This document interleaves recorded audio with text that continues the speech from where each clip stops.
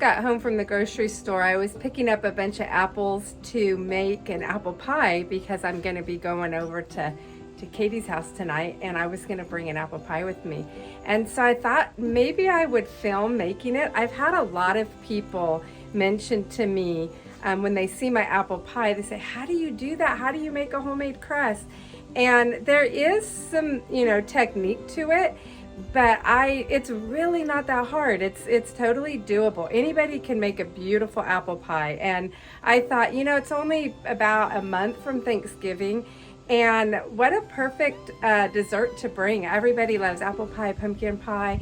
So I thought I would film this and take you guys along through the process, and maybe you can give your hand at making an apple pie for Thanksgiving and impressing everybody this year. So throughout the video, I definitely will take time on the technique, and how you do the crust and pinch it, and how you even make a crust. Because a lot of people have mentioned that every single time they make a crust, it's too dry and crumbly, or it's stuck to the counter when they roll it out. And I struggled with that a lot. And I have tried a lot of pie crust recipes, a lot of different techniques, and I finally have settled on the technique that works for me every single time. And so I just thought, I'm going to save you guys a lot of trouble and a lot of time of trying out recipes yourself, and show you guys how I do it. So the video may seem kind of slow, but I'm gonna do that on purpose so that you guys can see the actual technique of how it's done. So come on in the kitchen and we'll make an apple pie. So we're gonna start off with making our pie crust, and you're gonna wanna add 2.5 cups of flour to your bowl, along with a teaspoon of salt and a teaspoon of sugar.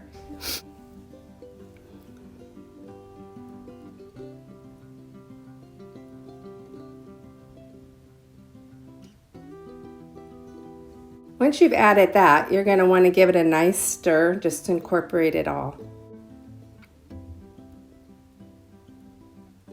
Now you're going to want to add your butter, and this butter is cold butter that you've chunked, and you want it to be cold so that it isn't melting, and it's going to leave you with a nice firm pie crust.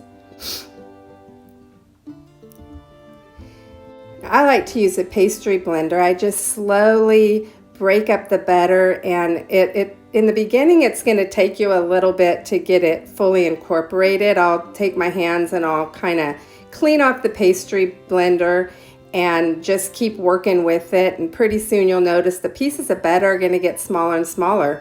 So you're going to want to just keep working with this until the mixture resembles like a coarse meal.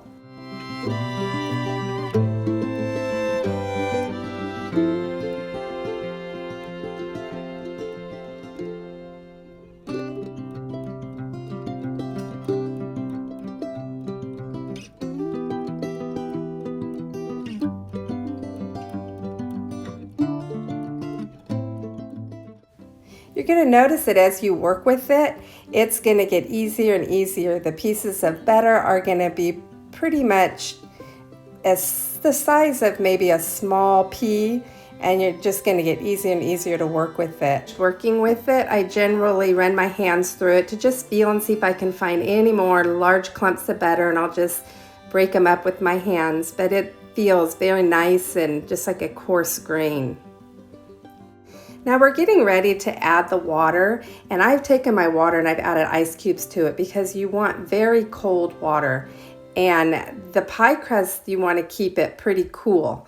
So you just add some water, mix it around, very slowly. Don't add too much water at once. It's going to be somewhere between 1/4 cup to 1/2 cup of ice water. And I'll stir it, and then once it starts becoming clumpy, I can feel with my hands that it's going to stay together. It's a nice texture, but there's still loose flour in the bottom of the bowl. So I'll add another tablespoon at a time until I can get all of the dough into a nice ball. But you're not going to want to overwork this dough. If you spend too much time working with it and really kneading it heavily, you're going to end up with a dry, tough crust. So work with it very minimally, but just get it all combined into a nice, soft, pliable ball.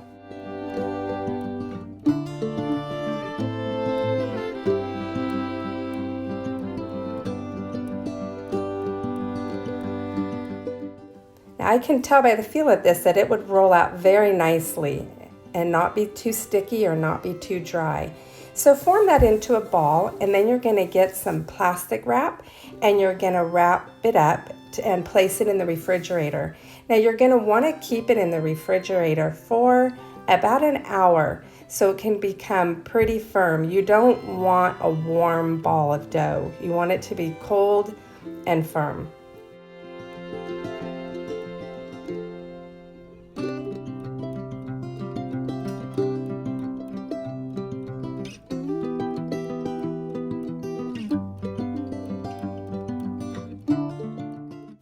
Now, while the dough is in the refrigerator becoming firm, you can work on your apple pie filling. Now I just peel my apples and get them ready to slice up.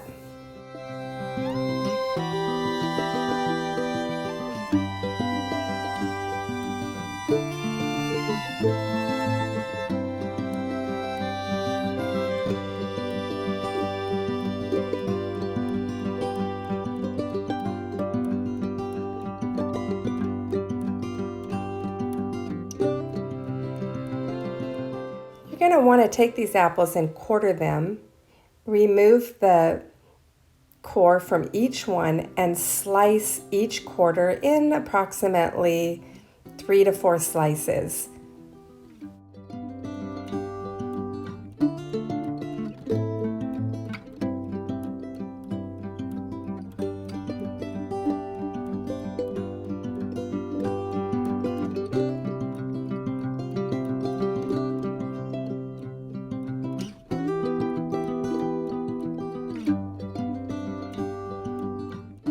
Now the thickness of each slice is up to you. You can leave them thick if you want more of a big meaty piece of apple in your bite of apple pie, or you can slice them thinner. Either way, it doesn't matter. Just, I say anywhere from 3 to 5 slices per quarter of apple. Now you're going to want to add your sugar. That's about 3/4 cup. You can add a cup if you'd like. I generally stick to 3/4 of a cup. You've got 2 tablespoons of flour. You've got a teaspoon of cinnamon, a 1/2 teaspoon of nutmeg, and 1/8 of a teaspoon of salt. Now you're going to want to give these apples a good stir. Get it completely mixed up.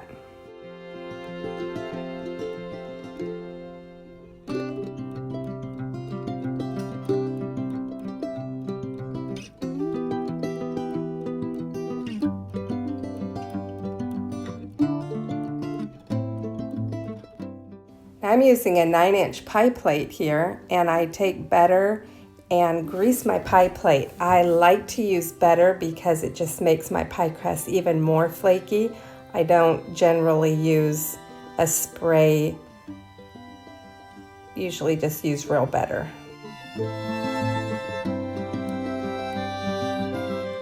Now I do not grease the very top edge because I'm going to want my crust to be able to hold on to that top edge. I just do the sides and the bottom. Now remove your crust from the refrigerator, and you're going to want to divide this in half. You're going to use half for the bottom crust and half for the top crust. Try to get it evenly in half, and as you can see here, I didn't get it quite in half, so I kind of measured it up and just roughly did it as best I could.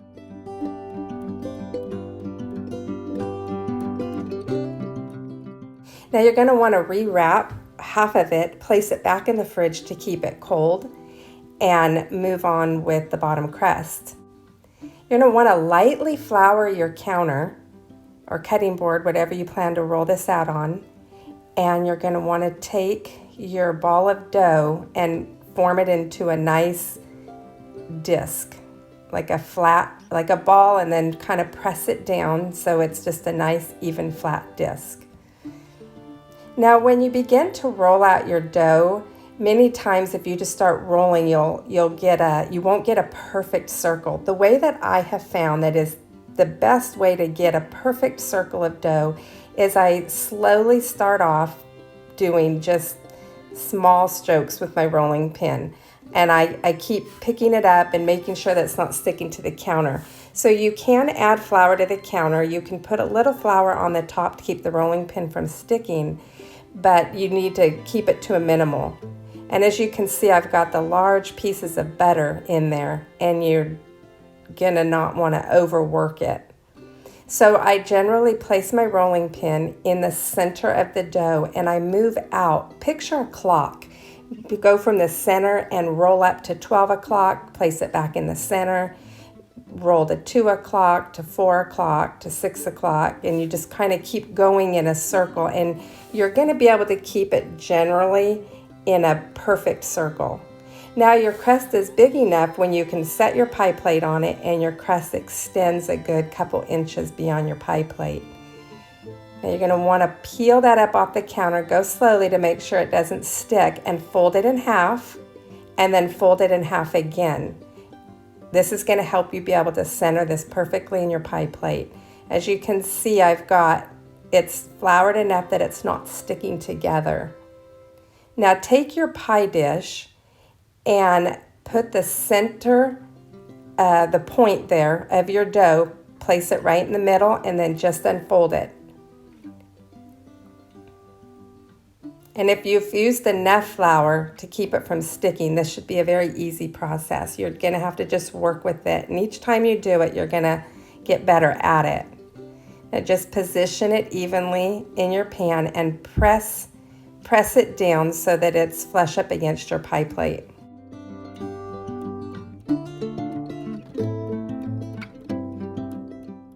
Now you're going to add all of that apple pie filling into your pie crust. And I like for my apples to be heaping in a big heaping pile, because that's just going to make a much taller, beautiful pie.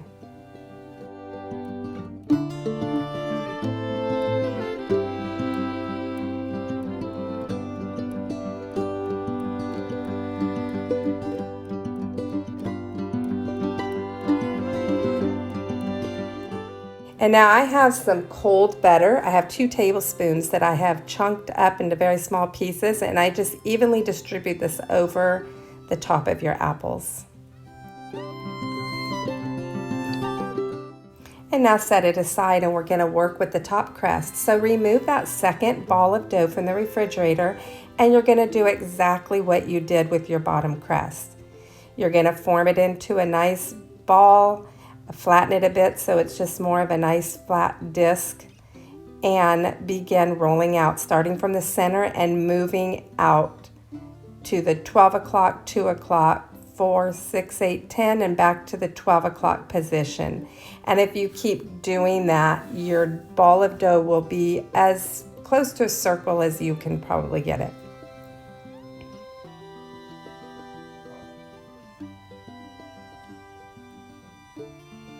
As you can see here, I could tell that my dough was already starting to stick to my rolling pin. So I add a little bit of flour, not too much, but just enough to keep it from sticking, and then just begin to work with your dough.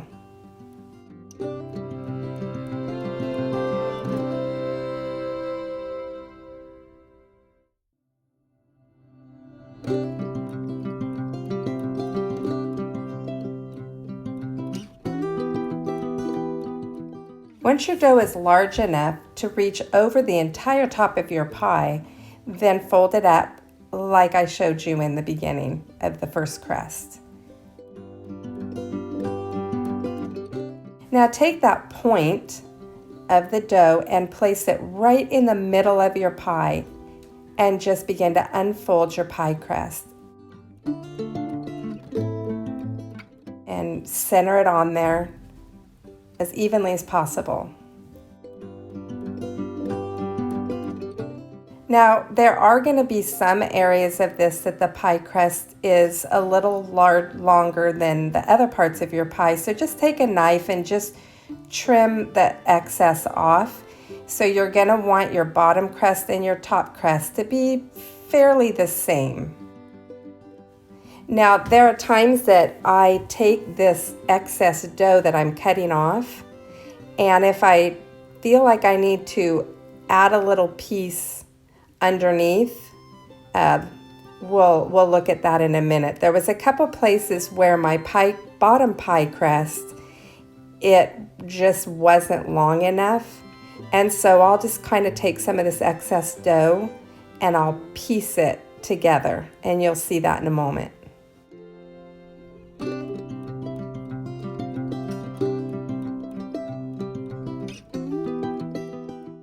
I take my top crust and I fold it over the bottom crust.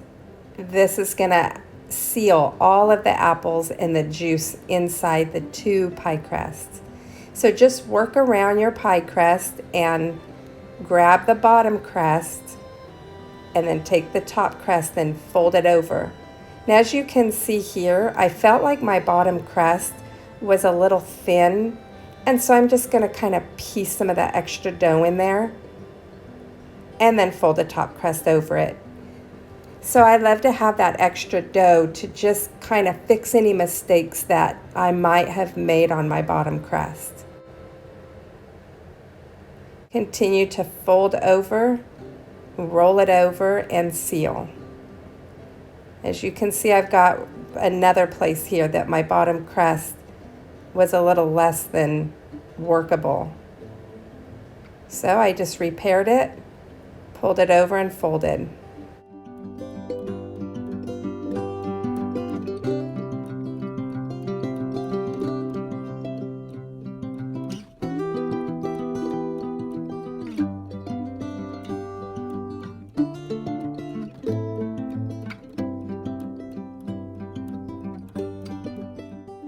Now we're going to crimp the edges. You can use a fork, but I like what it looks like to use my fingers. I just place my first finger and then I take my other hand and I press that dough around the finger that I have placed down on it.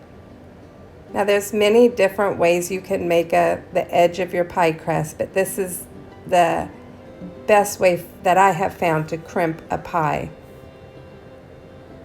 And the more you do it, the quicker you'll get at it. It'll just be second nature to make a beautiful pie edge.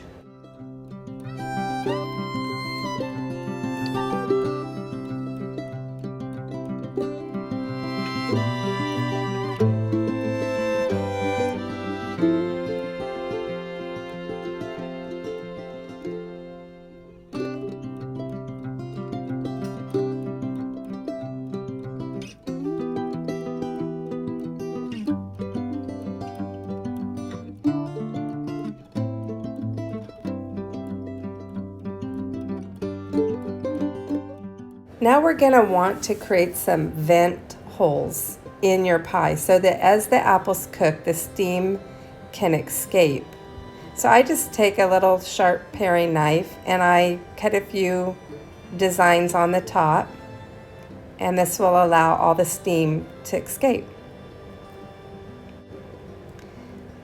I brush a little cream over the top to give it a nice, beautiful glazed finish. And I'll sprinkle some sugar. You can also sprinkle raw sugar as well, but I just have regular table sugar here.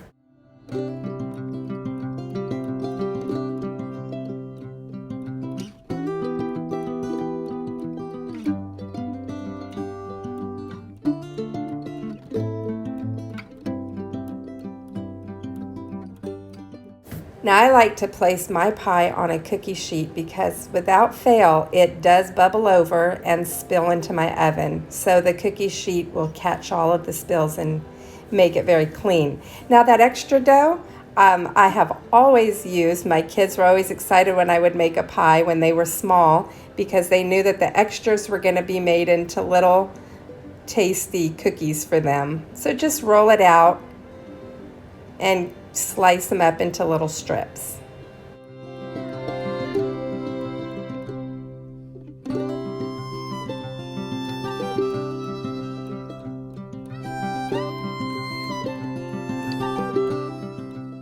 Arrange them on a parchment sheet lined cookie sheet. And I'll finish these off just like I did my pie crust. Just put a little cream, a little sugar, and I do sprinkle some additional cinnamon on top. Keep an eye on them because they cook very quickly. So you're going to place your pie in a preheated 350-degree oven and cook for about 50 minutes to an hour. So there you have it, homemade apple pie. It takes time and it is a process, but once you learn it, you'll have success every time you make a pie as well. Hopefully you'll want to give it a try and bring it to Thanksgiving, and I know that it'll definitely bring compliments. So I post weekly, so don't forget to subscribe and hit the little bell so that you're notified every time that I post. And until next week, happy cooking.